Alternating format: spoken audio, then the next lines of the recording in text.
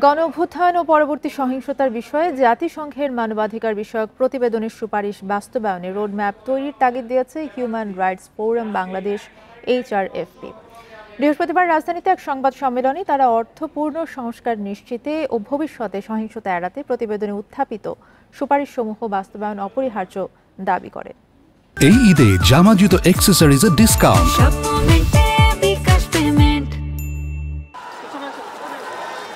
সরকারি চাকুরিতে কোটা সংস্কারের দাবি থেকে সরকার পতনের আন্দোলন ও এর পরবর্তী সময়ে মানবাধিকার লঙ্ঘনের অভিযোগ তদন্তে অন্তর্বর্তী সরকারের আমন্ত্রণে দেশে কাজ করেছে জাতিসংঘের অনুসন্ধানী দল। ১ জুলাই থেকে ১৫ আগস্ট পর্যন্ত সংগঠিত মানবাধিকার লঙ্ঘনের অভিযোগ খতিয়ে দেখে ১৩ ফেব্রুয়ারি একটি প্রতিবেদন দেয় তারা। অভিযোগের সত্যতা উদ্ঘাটন, দায়-দায়িত্ব চিহ্নিতকরণ, মানবাধিকার লঙ্ঘনের মূল কারণ বিশ্লেষণের পাশাপাশি এ ধরনের ঘটনার পুনরাবৃত্তি ঠেকাতে সুপারিশও করে ফ্যাক্ট ফাইন্ডিং দলটি। ৫ খাতে ৪৩টি সুপারিশ বাস্তবায়নে পদক্ষেপ নিতে সংবাদ সম্মেলন করে HRFP।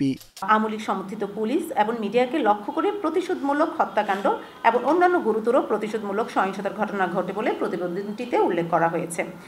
আন্দোলন পরবর্তী সময়ে হিন্দু সম্প্রদায়ের লোকজন, আহমদিয়া সম্প্রদায় এবং পার্বত্য চট্টগ্রামের আদিবাসীরা সহিংস আক্রমণের শিকার হন। আমরা বলছি যে এই রিকমেন্ডেশন বাস্তবায়ন হবে, এই বাস্তবায়ন করার জন্য আমাদের কোনো ন্যাশনাল কনসেনসাসের দরকার নেই, কিন্তু এই গভর্নমেন্টই পারে। যদি সেটা সে না করে তাহলে তো আমি বুঝবো যে বাংলাদেশে আমরা কোনো পরিবর্তন ফিল করছি না।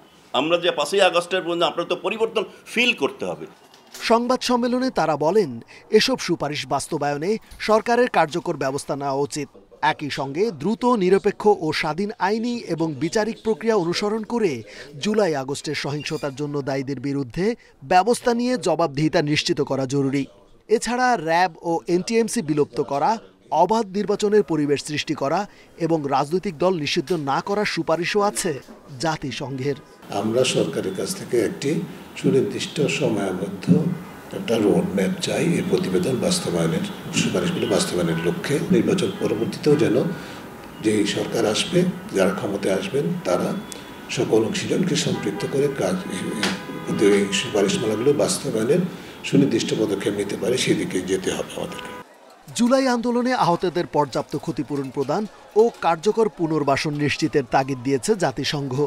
পাশাপাশি স্বচ্ছতা ও জবাবদিহির জন্য সত্য প্রকাশ প্রক্রিয়া শুরু করাও অত্যন্ত জরুরি বলে মনে করে HRFP। রেজওয়ানুল হক, ইন্ডিপেন্ডেন্ট নিউজ, ঢাকা।